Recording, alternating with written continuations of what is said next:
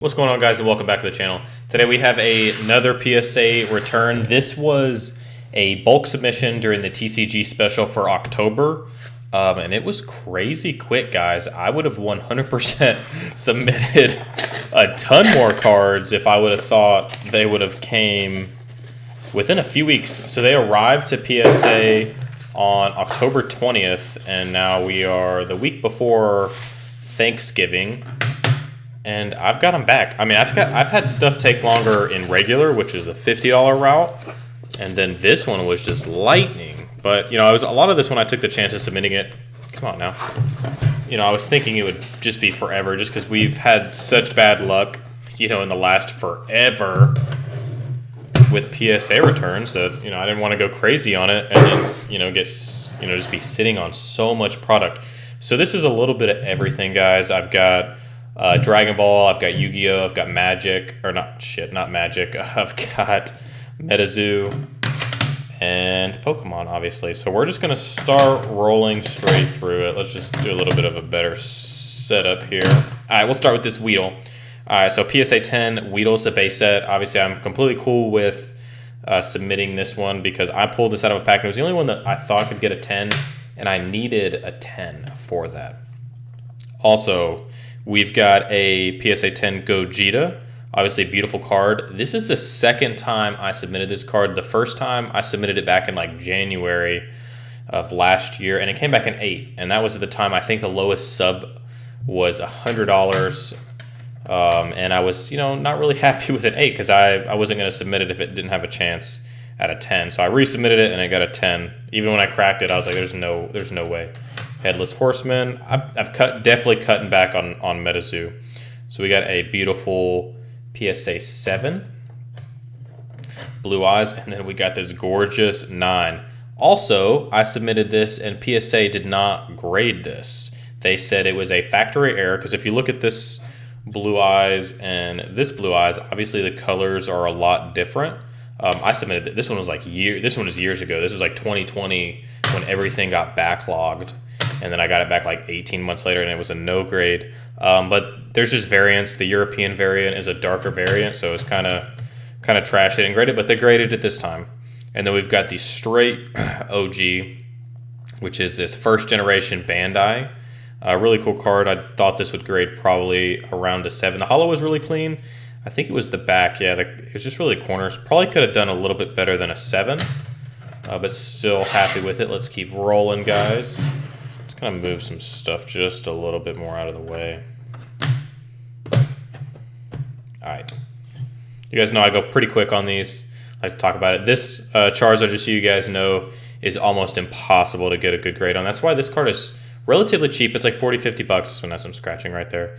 It's not a crazy card to get for price-wise, but you can see... You see these little dimples. See if I can hit the light just right for you guys. And that's because there's a promo card and how it's set in the tin, it kind of, pinched it. So this is the Nidoking that I pulled out of that base set pack. So it came back at 8, really surprising. I was expecting it to be a 9 because it had like a print line. But I might end up just recracking it and sending it to get a 9 in another bulk lot. Oh, we had Weiss. I completely forgot we had Weiss. So we've got a beautiful 10. I mean, you guys are literally getting everything in this that you guys can kind of see. So this came back a 9, which if you can see, let's see if I can.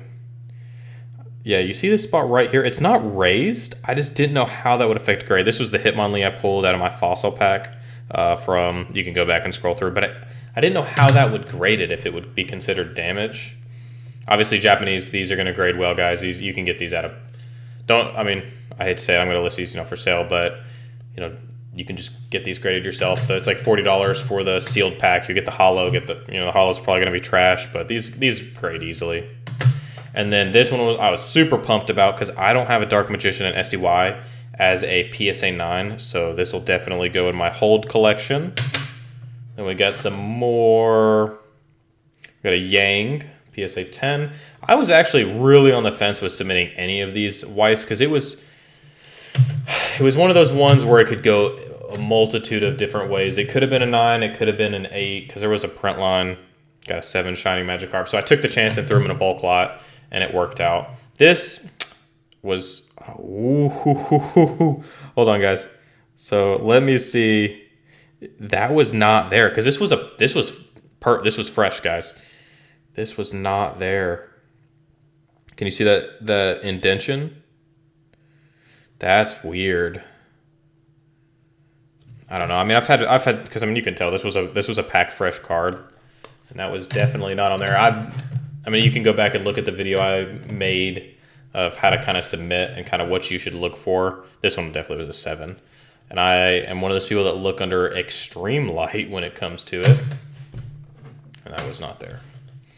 Then we got this guy, so a PSA 10 Nightfall, which, like I said, I'm really not into MetaZoo anymore.